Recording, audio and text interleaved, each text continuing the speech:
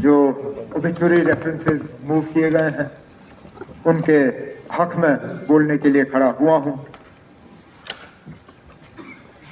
जैसे आपने खुद कहा, लिस्ट बहुत लंबी है। इस लंबी लिस्ट से ही पता चल जाता है कि हमारे काम में कितना बड़ा लंबा एक गैप रहा। 2018 में जम्मू के बजट सेशन में हमने इस तरह के ओबिचुरी रेफरेंसेस पास किए और उसके बाद से लेके आज ये पहली मर्तबा हमें मौका मिला है उन लोगों को याद करने का जो आज हमारे दरमियान है नहीं। 57 ऐसे महान हैसियत जिनमें साबका इस मुल्क के सदर, वजीर आज़म, स्पीकर और फिर जम्मू कश्मीर से जुड़े हुए हमारे साबका governor, member parliament, MLAs, MLCs। Jammu Kashmir का कोई ऐसा हिस्सा नहीं है जिसका कोई ना कोई बाशिंदा इस लिस्ट में ना हो। हर मजहब, हर तबके से, बल्कि शायद ये आखिरी बार ऐसा लिस्ट होगा,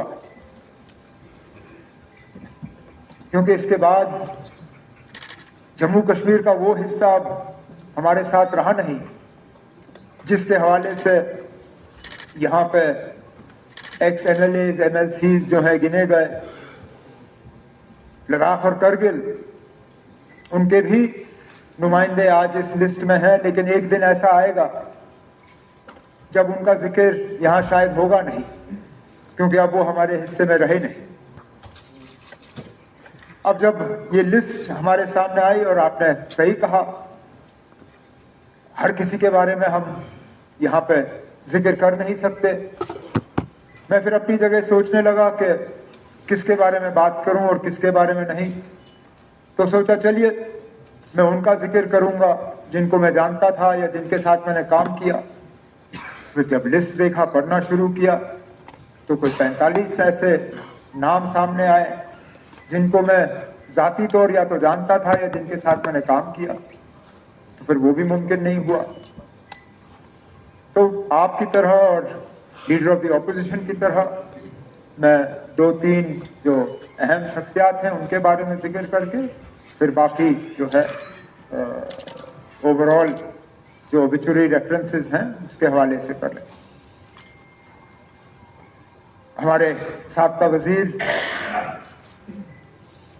साबका सदर जनाब प्रणब मुखर्जी साहब, उनकी जिंदगी की तरफ हम देखें तो बहुत कुछ सीखने को मिलता है।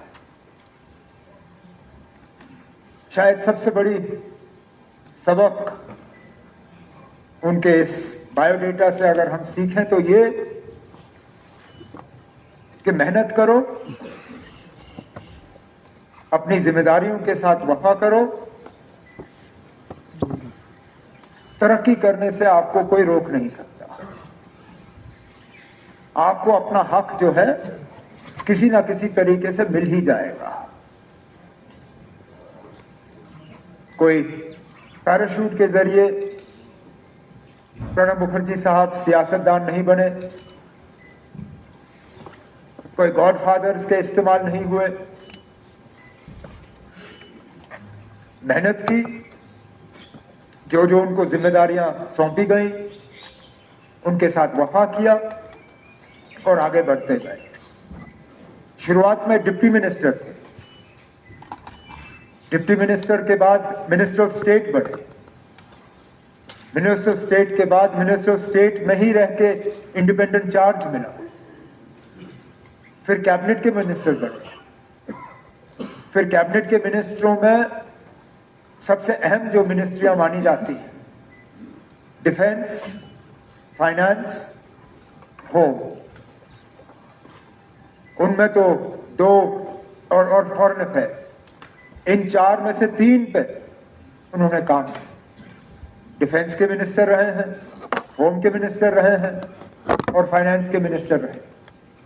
और उसके बाद इस मुल्क में सबसे बड़ा जो ओहदा है वो सदर का है, president of the Republic of India.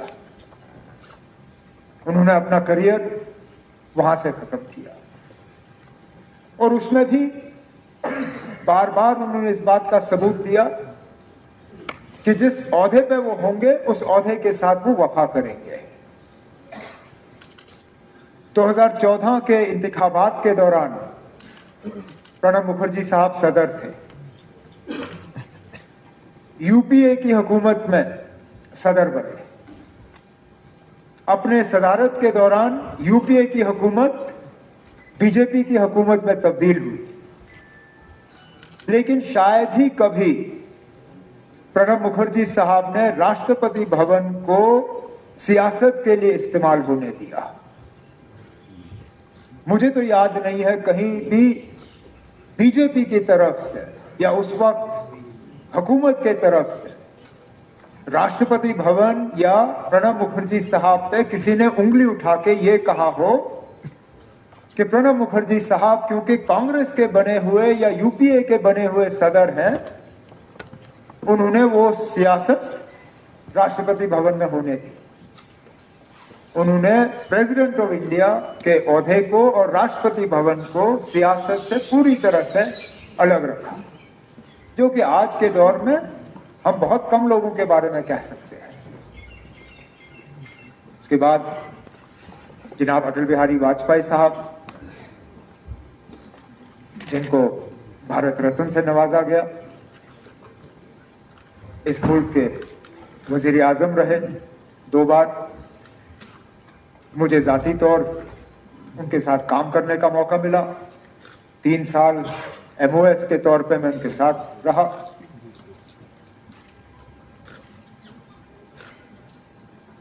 बाकी मुल्क के हवाले से जो उनका रोल रहा है वो तो सब जानते हैं। हम जब अटल बिहारी वाजपेयी साहब को याद करते हैं तो बिलखसूस जम्मू कश्मीर के हवाले से याद करते हैं, और जैसे कई सारे यहाँ ऑनरेबल मेंबरों ने जिक्र किया, जब जब हम वाजपेयी साहब को याद करते हैं तो उस हवाले से याद करते हैं क्योंकि उन्होंने हमेशा जम्मू कश्मीर के हालात को बेहतर करने की कोशिश की। हमेशा यहाँ का जो तनाव का माहौल रहा, यहाँ जो वायलेंस रही, यहाँ जो हिंदुस्तान और पाकिस्तान को लेके जम्मू कश्मीर के मुतल्लिक फिर रिश्ते खराब रहे, उनको हमेशा सुधारने की कोशिश की, उनको दुरुस्त करने की कोशिश की। वो पहले इस मुल्क के ऐसे लीडर, उनको याद किया जाता है कि वो लाहौर बस लेके गए, दिल्ली लाहौर बस सर्विस उन्होंने शुरू की, लेकिन उस दौरान वो मीनार पाकिस्तान भी गए।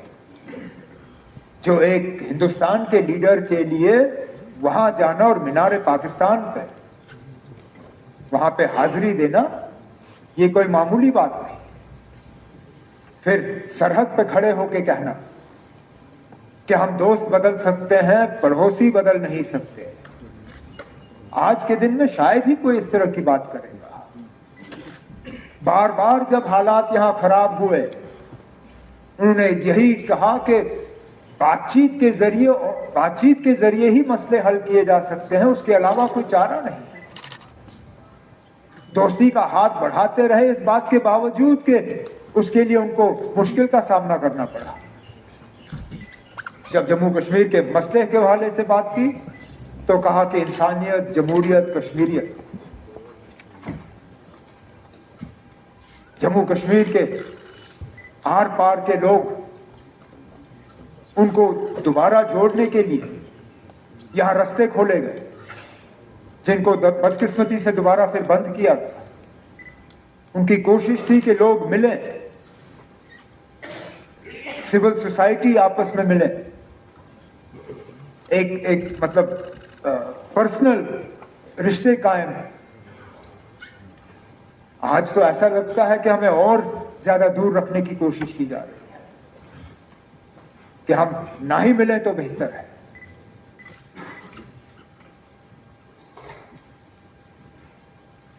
मैं तो मान के चलता हूं कि अगर वाजपेयी साहब के दिखाए हुए रास्ते पे हमने जम्मू कश्मीर के साथ सलूक किया होता तो आज हमारा वो हाल नहीं होता जो हाल है। लेकिन चलिए, वो नहीं रहे, उनका एक हमें छोड़ के दिया था, उस नक्शे को हमने छोड़ दिया, क्या करें। तारिगामी साहब ने वाजपेयी साहब के बारे में जब जिक्र किया से बात की, लेकिन या तो भूल गए बताना या फिर बताना मुनासिब नहीं समझा।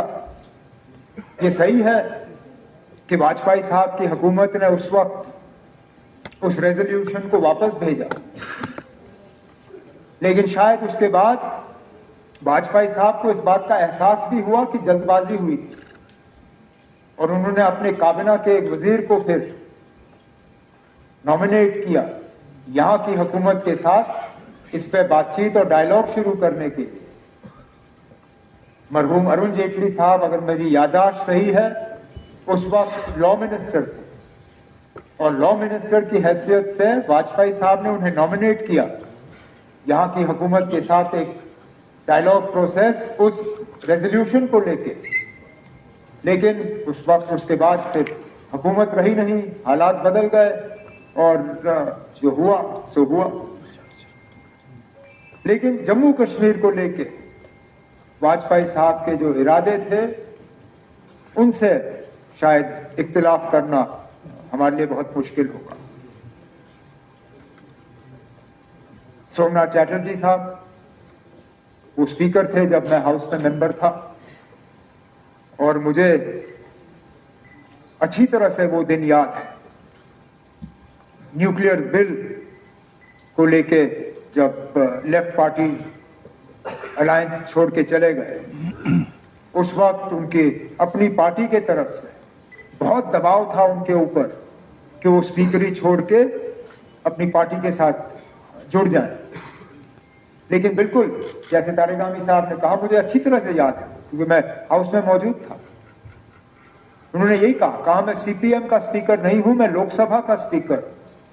लोकसभा ये तय करेगी कि मैं स्पीकर रहूं या ना रहूं, सीपीएम ये तय नहीं करेगी कि मैं स्पीकर रहूं या ना। और उसके बाद वो दोबारा कभी पार्लियामेंट में आए नहीं, इस बात के बावजूद, जैसे हमारे साथी ने हमें याद दिलाया, कांग्रेस उनको सीट देने के लिए तैयार थी।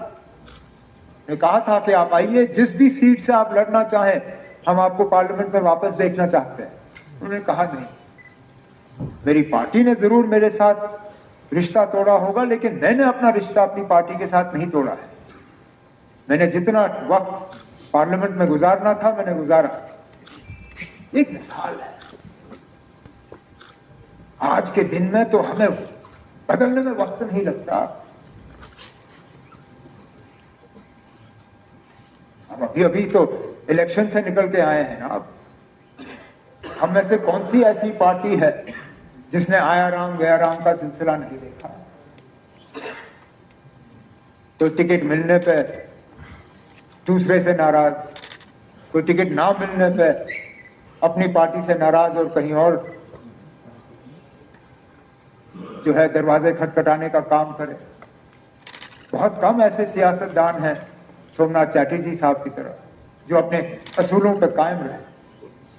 तो शायद ये हमारे लिए एक सबक कि आखिरकार सियासत जो है सो है, असूल बहुत जरूरी है।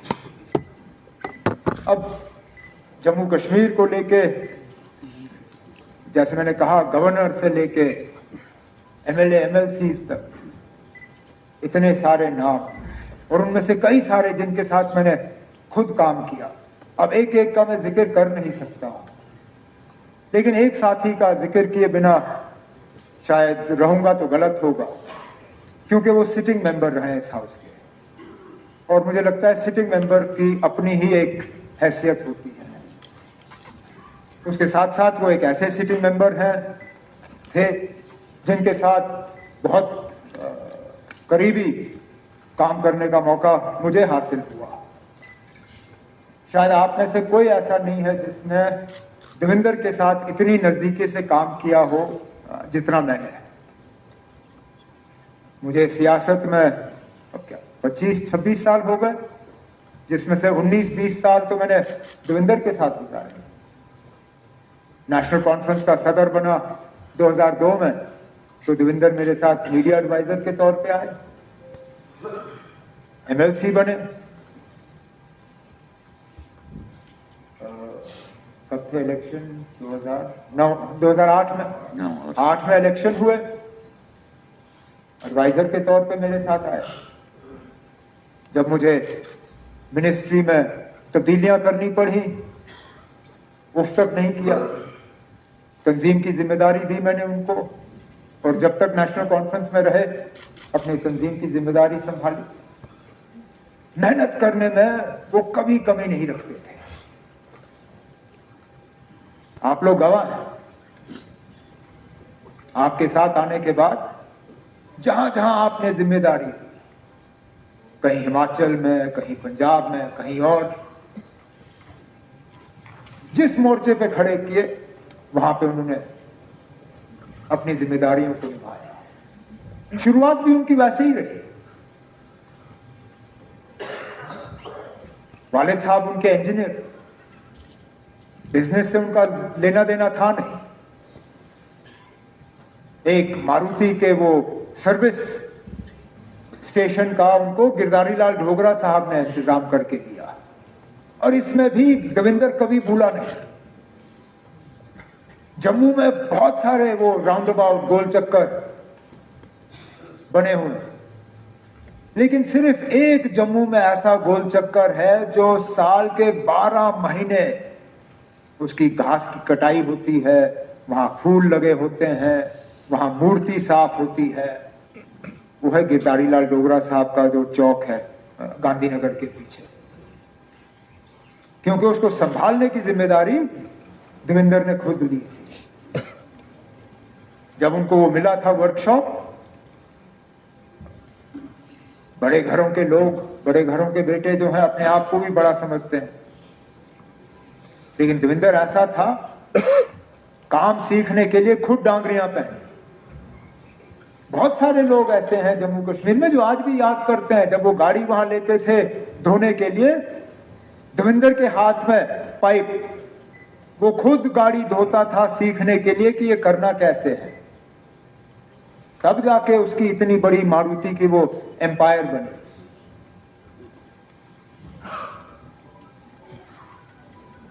मैंने जैसे कहा 25-26 साल हो गए मुझे सियासत में।